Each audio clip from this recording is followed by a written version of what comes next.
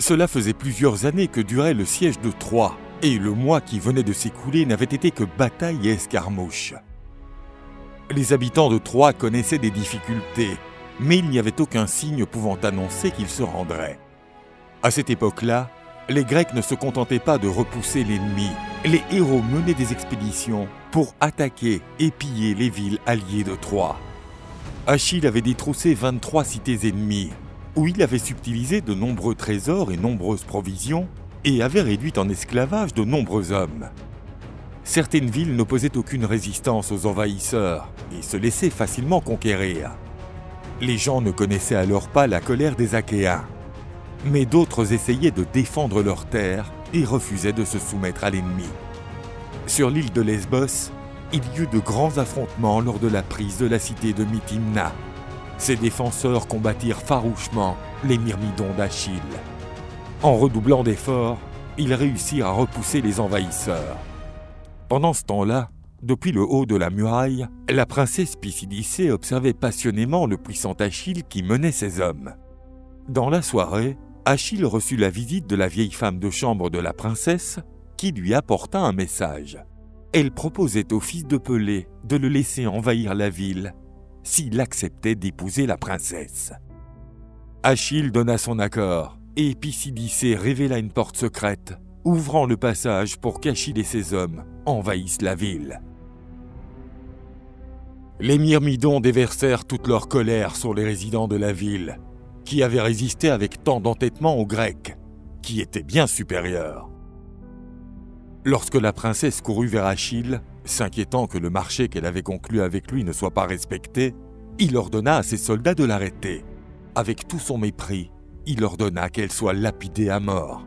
Achille n'aurait jamais pu s'unir avec une femme qui mettait ses propres intérêts devant ceux de sa patrie et sa famille. Pour une traîtresse de ce genre, il n'y avait pas de châtiment plus juste. Achille partit pour envahir la cité de Thèbes de Troade. C'était une ville riche, où vivait la famille d'Andromaque, princesse et femme d'Hector.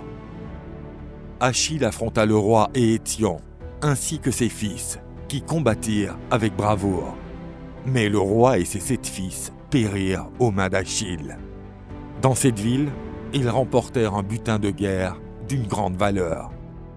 Le trésor le plus précieux fut Chryséis, si belle qu'on aurait presque dit une déesse. Mais Patrocle dit à son commandant que s'il était impressionné par Chryséis, il devait voir ce qui se trouvait dans le temple de Dionysos. À l'intérieur, il y avait Briséis, une prêtresse encore plus belle que leur première captive. Achille fut immédiatement convaincu qu'il n'y aurait pas butin plus précieux que Briséis. Avec eux à leur côté, la gloire serait encore plus évidente.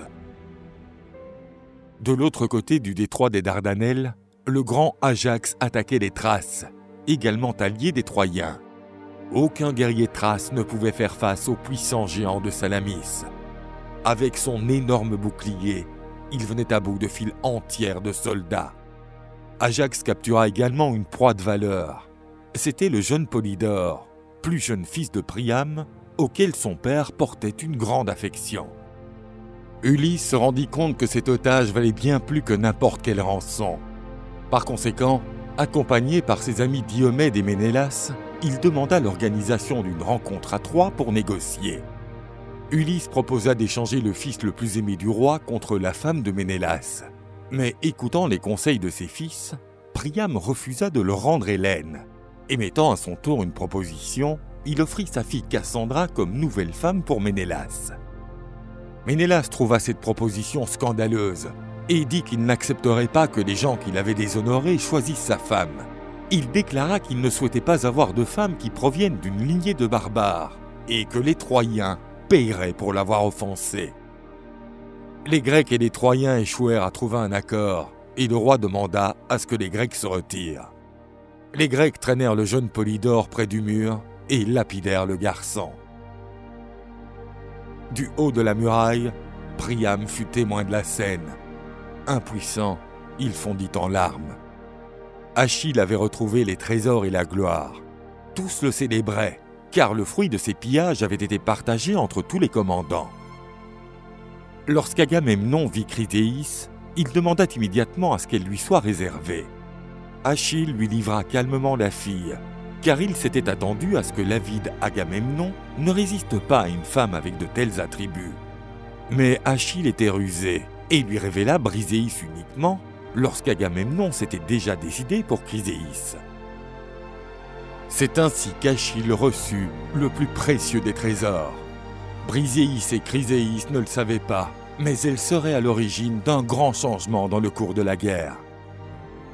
Le courroux d'Achille était sur le point de s'éveiller.